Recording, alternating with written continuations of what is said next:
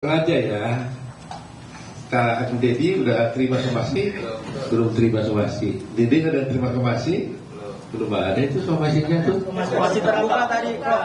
Sudah terbuka. Bilang apa dia? Karena tidak tahu alamatnya gitu. Karena tidak tahu alamatnya ya. Jadi masih terbuka. Cuma terbuka untuk bilang apa somasinya? Apa ya? Terkait apa itu hoax gitu loh. Oh, bahwa yang dikatakannya itu nggak benar. Iya. Bagaimana dia udah ngomong sendiri kok nggak benar gimana? Tanggapannya Kan dia menceritakan apa yang dia alaminya, dilihatnya sendiri, diketahui sendiri. Bagaimana bisa dikatakan hoax? Iya kan? Dia mengatakan saya memberikan keterangan yang tidak benar atas arahan dari siapa? Pak Rudiana dan AE, ya kan? Pak Dedi ini justru harus juga ikut pahlawan mau membongkar kebenaran, kok jadi disomasi. Salahkan Dedi apa? Merekam, memvideokan dan mempublikasikan keterangan Dede. Soal investigasi saya juga. kena lagi dong dari saya. Jadi Kang Dedi itu melakukan investigasi penelusuran gitu. Katanya dadakan. Loh, itu kan kewajiban seorang warga negara, bukan hanya hak. Wajib kita, bukan wajib lah, hak dari warga negara ya. Ya, hak bukan kewajiban, hak dari warga negara. Ya, dan harus berterima kasih kalau ada seperti ini. Kecuali investigasinya itu melanggar hukum, kan tidak ada melanggar hukum. Kang sudah tadi katakan Dede datang menghubungi Kang Dedi. Di sini ibu tanya, betul ya Bu? Iya. Ini kakaknya yang Ini datang ke kakaknya rumah saya. datang ke rumah Kang Dedi kan, minta tolong pada Dedi supaya ini dibantu menjelaskan, gitu ya. Terus apa yang salah? Yang kuasa hukumnya siapa yang mensomasi? Elsa Sarif. Terakhir itu apa itu? Elsa Sarif. Prof. Elsa Syarif, Oh, Elsa Sarif. kuasa hukum. Ya, saya pikir supaya jangan salah, kami tunggu dulu lah ya. Biar Kang Dedi nanti lihat dulu somasinya. Takut kita berlebihan menanggapi ya. Kami baca dulu dah. Kami belum mendengar tadi itu. Tapi Kang Dedi dan Dede sendiri disuruh minta maaf ke media gitu Bang. Ya, saya tanya aja ke Dedinya. Maaf tidak? Yang pertama ini saya ceritakan kronologis ya. Yang pertama itu kakaknya Dede datang ke rumah saya, minta bertemu, tetapi tidak boleh ada rekaman apapun. Dan saya bersedia untuk menerimanya bicara, mendengarkan apa yang terjadi. Nah, setelah kakaknya menyampaikan, datangnya itu hari Sabtu ya. Hari Sabtu datang ke saya, ketemu jam 9 pagi. Nah, kemudian saya nanya balik, dedeknya di mana? Dedeknya sekarang lagi pulih bangunan di BSD Tangerang.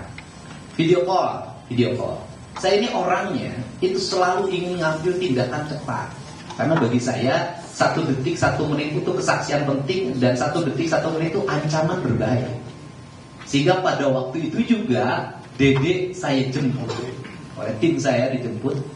Kemudian dengan nggak usah takut urusan kulit, di tempat saya kuliah banyak. Dede tenang aja, ketemu saya. Setelah ketemu saya, langsung tidak ada bla-bla, saya jalan, Dedi jalan, itu langsung ketemu dan langsung saya rekam. Jadi apa yang tayangan di media, channel YouTube saya, gak ada itu rekayasa, semuanya lahir secara alamiah. Tidak ada rencana apapun. Dia bercerita, dan saya sampai ganti-ganti tempat karena waktu itu lagi ada pengajian, jadi suaranya kurang kerekam. Nah, Dedi bercerita apapun. Nah, kemudian maka saya menyampaikan, tidak ada 1 detik pun yang dipotong dan tidak ada kalimat tambahan yang dibuat. Itu ciri khas channel yang saya buat, tidak pernah. Dia kalau 30 menit ya 30 menit, ya kalau 23 menit ya 23 menit, itu pas. Nah, kemudian kalau hari ini Dede disuruh minta maaf, ya saya tanya, Dede mau minta maaf enggak? Minta maaf untuk apa, Pak? Ya, Dedenya tidak mau minta maaf, gitu kan? Ya, kemudian kalau ditanya, kenapa Kang Dedi menginvestigasi? Apa kapasitasnya? Saya sih jujur aja nggak menginvestigasi, itu nggak ada niat investigasi. Saya hanya ingin mengetahui ini teh apa sih sebenarnya yang terjadi. Sebenarnya kalau kita mau bicara jujur, yang harus diinvestigasi, yang harus disomasi itu yang kesurupan. Karena itu yang kesurupan harus disomasi sebenarnya. Kenapa Anda harus kesurupan? Kan gitu. Dan kemudian karena yang pertama itu kan bahwa peristiwa ini pembunuhan kan dari kesurupan. Peristiwa ini dianggap pembunuhan itu kan dari kesurupan, sampai menyebut nama Egi dan diperkosa, katanya ditunjukin ini diperkosa, terus kemungkinan ya katanya ada 11. Pertanyaannya kenapa yang kesurupan nggak di BAP? Kemudian itu yang isi kesurupannya kenapa nggak dihadirkan untuk di BAP? Nah itu sebenarnya awal kan dari situ. Nah kemudian saya hanya andai kata kalau saya tetap minta maaf, ya kan? Maafin aku deh kalau ada ucapan aku yang tidak berkenan. Itu aja kan nggak apa-apa. Takut ada ucapan saya yang dianggap kasar, ucapan saya yang dianggap tidak berkenan gitu loh. Itu aja, saya kan itu saja. Nah tetapi kalau minta maaf karena menayangkan ini, ya tanya aja yang saya kan hanya mereka kata Dede. Lebih baik saya minta maaf kepada narapidana dan keluarganya.